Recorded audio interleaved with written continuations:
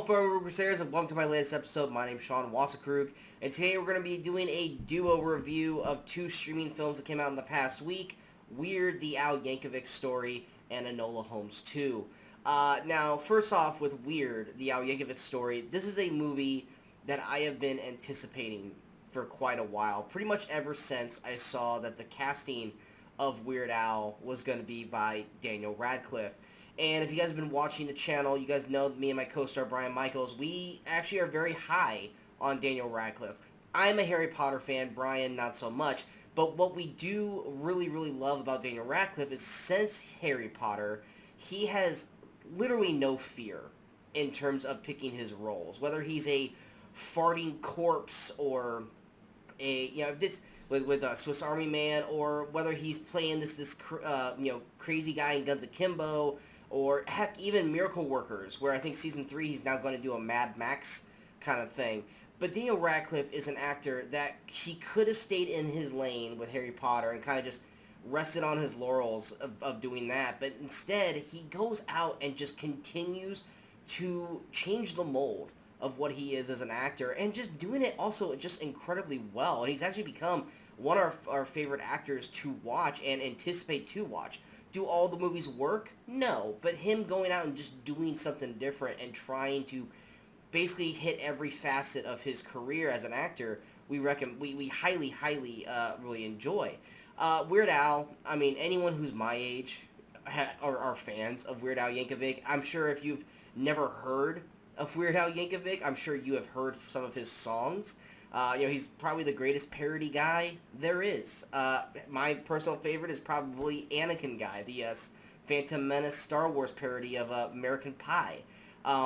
There's so many iconic parody songs done by Weird Al Yankovic, and some of them are, like I said, are even better than the original song that he parodies. I think Tacky is better than Happy. There's many others, but when I saw that Daniel Radcliffe was going to take the role of Weird Al, I was incredibly excited to see exactly what was going to unfold. What worried me was that I felt like this movie could have done great in theaters or on Netflix, somewhere we can get a lot of eyes on it, but instead it ended up being on the Roku channel, which everyone can get the Roku channel. It's free. You just go to the website. If anything, you create a free account and you can watch this for free. So you don't have to worry about having to pay service to watch this film. But it is because it's on the Roku channel that had me worried that why was this movie thrown into that? Is it not that good? Or did they just throw a lot of money to have this movie be their flagship film?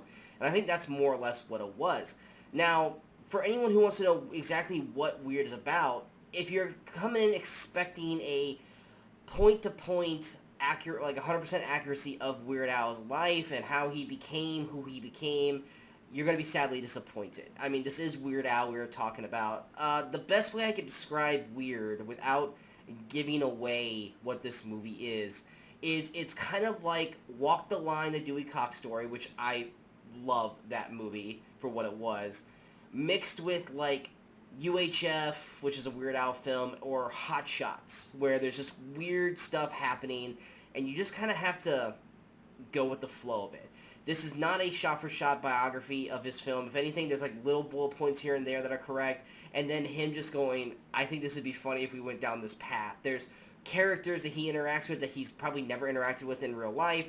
There's a subplot between him and Pablo Escobar that they go into that goes more down an action road thing, which obviously is not true.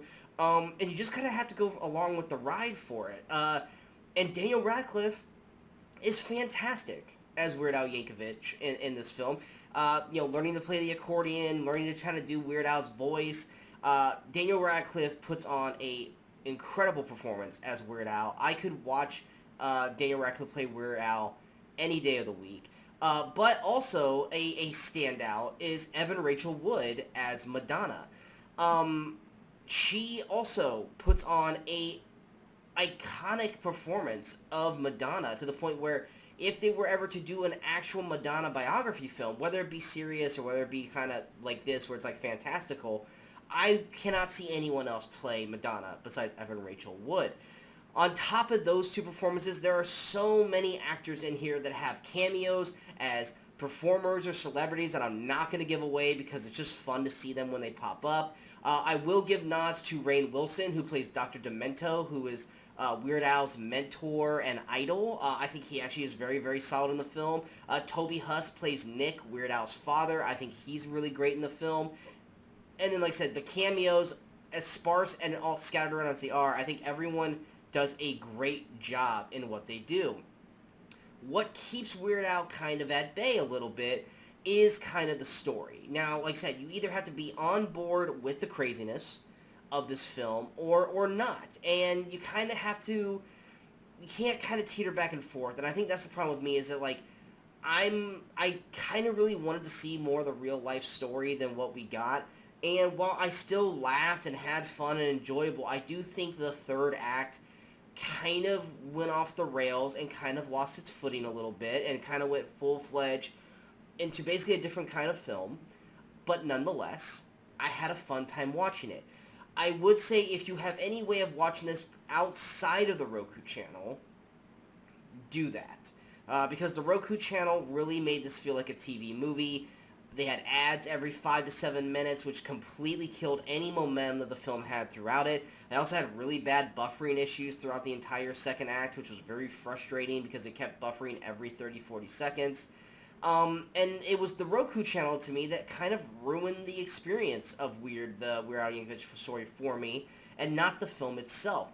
I'm not going to knock the film because of that. That's not the film's fault. That's the streaming service's fault. But if you guys do have the ability to see Weird in any other facet besides the Roku channel, I would recommend that, because the Roku channel does drop the ball on delivering this film in a better atmosphere than what they gave it. Nonetheless, Radcliffe and Evan Rachel Wood put on great performances as Weird Al and Madonna throughout the film. It's funny, it's catchy. If you're a fan of Weird Al, you're gonna love his singing of the songs. It does go off the rails with its wackiness about 3/4 of the way through the film, and you have to be on board with that or you're going to fall apart watching this film. Overall, like I said, I enjoyed Weird. I hope we get to see more. Not that I think we're going to, but I'm excited to see what more crazy things that Daniel Radcliffe's going to do. And of course, who doesn't love Weird Al Yankovic? I'm going to give Weird the Al Yankovic story 79%. Going to our next film is going to be Enola Holmes 2. This is on Netflix. I actually liked the first film, Enola Holmes, which came out a couple years back. Of course, I like Millie Bobby Brown. Fan of Stranger Things and all things like that, and of course Henry Cavill and all them. And I actually did like the story that we got. It was overtly long, the first film was, but I think Millie Bobby Brown did a solid job as Enola Holmes, enough to the point where I thought it could have elevated her as more of a movie actress than just being Stranger Things. Has that happened since then? She has popped up in a few things here and there, but not enough to a point where it has established her more than just being 11 on Stranger Things. So when Enola Holmes 2 was coming out, I was happy to see the character back, but I wasn't excited for whatever story it was about to bring. The general plot for Enola Holmes 2 is now Enola Holmes is a detective for hire, and she takes on her first official case to find a missing girl as the sparks of a dangerous conspiracy ignite a mystery that requires the help of friends and Sherlock himself to unravel. Which means there's a lot more Henry Cavill in this film. And that's not a bad thing. Henry actually does a very solid job as Sherlock, enough to the point that I'm waiting for a Highlander-esque kind of film with Robert Downey Jr., Benedict Cumberbatch, and Henry Cavill all fighting out to see who is the true Sherlock, a.k.a. Iron Man, Doctor Strange, and Superman all battling each other. I would love to see that. But he does a very solid job as Sherlock. His chemistry with Millie Bobby Brown is really, really good throughout the film. You believe their brother-sister dynamic. Millie Bobby Brown still continues to be incredibly well as the role of Enola Holmes. I think her breaking of the fourth wall is done better here than it was in something like She-Hulk. I think she brings the audience into the film a lot better than what they did with She-Hulk, and even sometimes with Deadpool in a way. The thing to me that deters Enola Holmes, once again, it's overtly long for it to be, it's I wouldn't call it a kid's movie per se, but it is more of a kid's film. It's 2 hours and 10 minutes, which is only about 6 to 8 minutes longer than the last film, but the last film was overly long, and this one is overtly long. The performances are all solid. There's no performances I outright hated, but the thing that kind of holds Enola Holmes 2 back is the story, the plot, the mystery that we're going throughout this film. And frankly, I just didn't care. I didn't care about the story or the mystery that Enola Holmes was on. I enjoyed watching her solve stuff, and I loved her interactions with Lewis Partridge, who plays Tewksbury, which I still think is one of the dumbest fucking names for a character in movies. But I enjoyed their interactions together. I enjoyed her interactions with Sherlock as Henry Cavill. I just didn't care about the plot of the story going through, and about halfway through the film, I really just didn't care whether they solved it or not. And there were certain points in the film where I felt like they tipped their hat to who was this and what was going on and all this kind of stuff, that by the time they solve it in the movie, you're like, yeah, I kind of solved that like 40 minutes ago, but okay. Which, once again, not necessarily the movie's fault. If you figure it out before they do, I mean, that's good for you. But it was just one of those things where it was like, if these are Enola Holmes and Sherlock Holmes and they're supposed to be the greatest detectives in the world, why weren't they able to figure it out so quickly? Nonetheless, I think if you guys enjoyed the first Enola Holmes, you're going to, for the most part, enjoy Enola Holmes 2. Like I said, I didn't dislike the sequel. It's just not as good as the first film. Like I said, Millie Bobby Brown and Henry Cavill are both great in the film. David Thewlis is solid in the film. He plays he's like Superintendent Grail or something like that. But I think he's solid. He's solid for the most part. Everything he's in. Helena Bonham Carter as Eudora Holmes, Millie's mother in the film. She's just like in the first movie. She kind of pops in and out as like flashbacks and has like a scene or two in the actual film in present day. Susan Wokoma as Edith. She's not in it as much as the first film, but when she is, she's a welcome addition. Lewis Partridge as Tewksbury, I think, is better in this than he was in the first film. But overall, it's the story that kind of holds this all back. I'm going to give Enola Holmes 2 a 67%. I hope you guys enjoyed these reviews. If you guys did, go and hit that like, share, and subscribe to the channel so you guys stay up to date with all the latest videos pop up on the Movie Crusaders. And of course, look at the follow us on all the social media outlets you see below. Coming up next, we have a review for Wakanda Forever, as well as many, many more videos coming out because we are now entering the holiday season, thus the end of the year for 2022, and we got plenty of movies coming, thus meaning more and more reviews, as well as end of the year videos for Brian Michaels and myself. So be on the lookout for all of those. And until next time, in case I don't see you, good morning, good afternoon, and good night, Movie Crusaders.